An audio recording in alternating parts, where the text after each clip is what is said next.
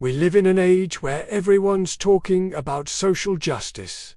In every generation, people cry out for justice. Some take to the streets, others raise their voices online. He asked his people, "How can we worship Christ in the chalice while ignoring him in the poor?" He melted down church treasures to ransom prisoners and feed the hungry, angering emperors, but feeding Christ's flock. When plagues struck the Roman Empire and everyone fled, Christians stayed behind to care for the dying.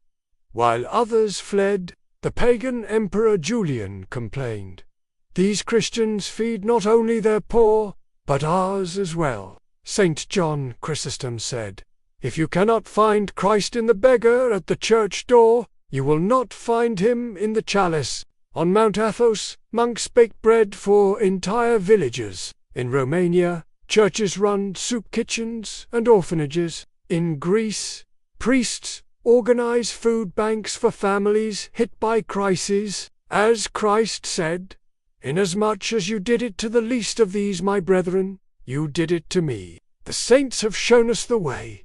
The only question is, will we follow? In Ethiopia, the Orthodox Church cares for the sick and the outcast.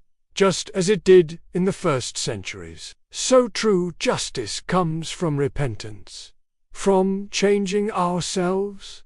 Before we try to change the world, widows, orphans, the sick, all found refuge in the church. Monasteries became more than places of prayer. They were hospitals, schools, and shelters, open to anyone in need. For them, mercy is the liturgy after the liturgy, the offering that continues once the candles are out.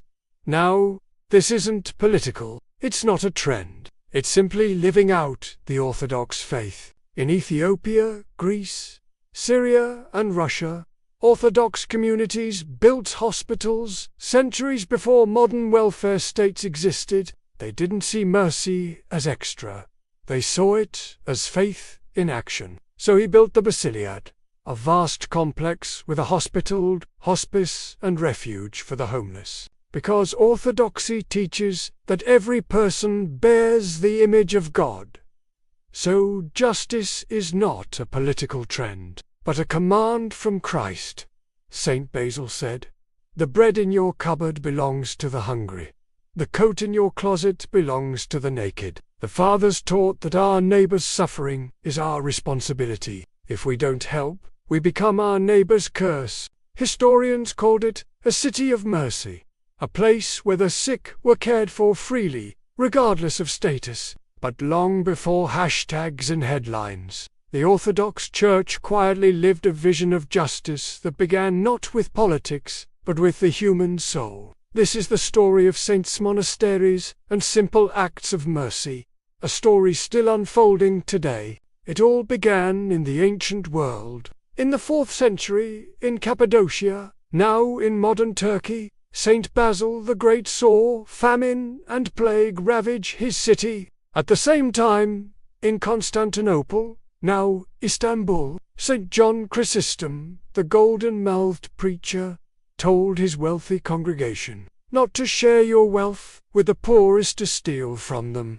Now, this wasn't new. From the beginning, the Church called the poor our brothers and sisters. But why? Why did they care for the poor, the sick, and the outcasts? But they also warned, "We unfix the world's problems if our own hearts stay selfish." And this isn't just ancient history. It's alive today. They don't shout about it.